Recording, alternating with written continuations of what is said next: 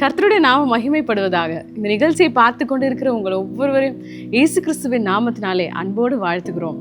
இன்றைய நாளின் கிருபையின் வார்த்தை வெளிப்படுத்தின விசேஷம் 3ஆம் அதிகாரம் 7ஆம் வசனம் இப்படியாக சொல்லுகிறது: பிலதெல்பியா சபையின் தூதனுக்கு நீ எழுத வேண்டியது என்னவெனில், பரிசுத்தம் உள்ளவரும் சத்தியம் உள்ளவரும் தாவீதின் திறவுகோலை உடையவரும் ஒருவரும் பூட்டக்கூடாதபடிக்கு திறக்கிறவரும் ஒருவரும் திறக்கக்கூடாதபடிக்கு பூட்டுகிறவருமாய் இருக்கிறவர் சொல்லுகிறதாவது.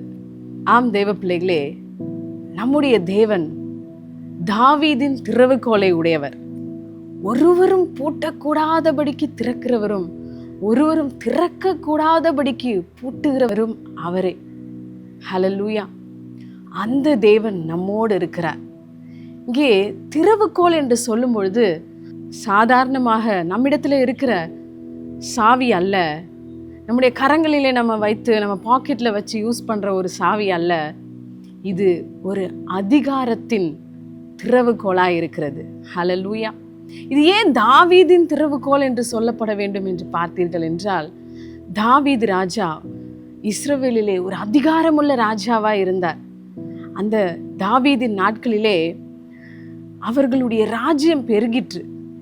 அநேக ராஜ்யத்தோடு போர் புரிந்து அதை ஜெயம் கொண்டு அநேக ராஜ்யத்தின் அதிபதிகளாக மாறினார்கள்.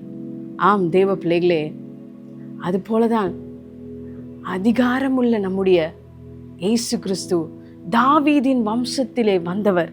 தாவீதின் வம்ச வழியாய் வந்த அந்த தேவன், அவர் வரப்போகிற ராஜாதி ராஜாவாய் இருக்கிறார். அவரிடத்திலே திறவுகோல் இருக்கிறது.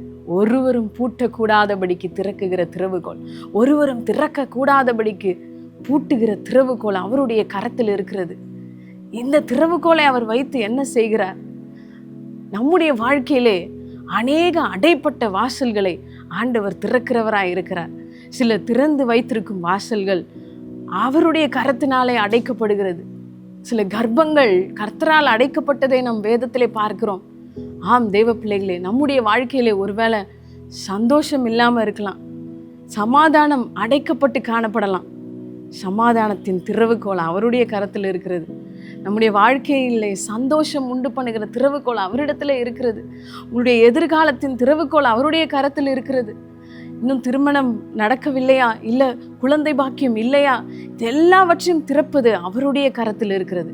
அதனால் நீங்கள் எதற்காக காத்திருக்கிறீர்களோ, எந்தெந்த வாசல்கள் உங்களுடைய வாழ்க்கையில அடைப்பட்டு காணப்படுகிறதோ அதை கர்த்தரிடத்தில் சொல்லுங்க. அப்பா, நீர் திறக்க அதிகாரம் உள்ளவர் அல்லவா, என்னுடைய அடைந்து போன வாசல்களை திறந்தரலும் என்று கேட்கும் பொழுது நிச்சயமாக அவர் நம்முடைய அடைப்பட்ட வாசல்களை திறக்கிறவராய் இருக்கிறார்.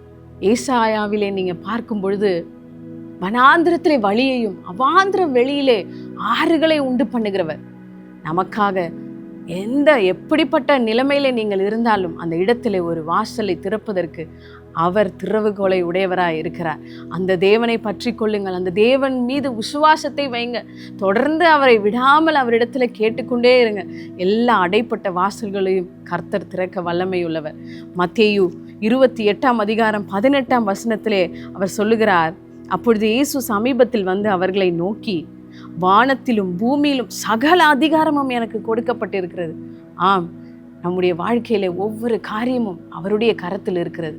அப்பா, இதிலே எனக்கு ஒரு திறந்த வாசலை கொடுங்க என்று அவரிடத்தில் கேட்கும் பொழுது நிச்சயமாக அடைப்பட்ட எல்லா வாசல்களையும் திறக்க தேவன் வல்லமையுள்ளவராக இருக்கிறார். கர்த்தர் தாமே உங்களை ஆசீர்வதிப்பாராக. ஆமென்.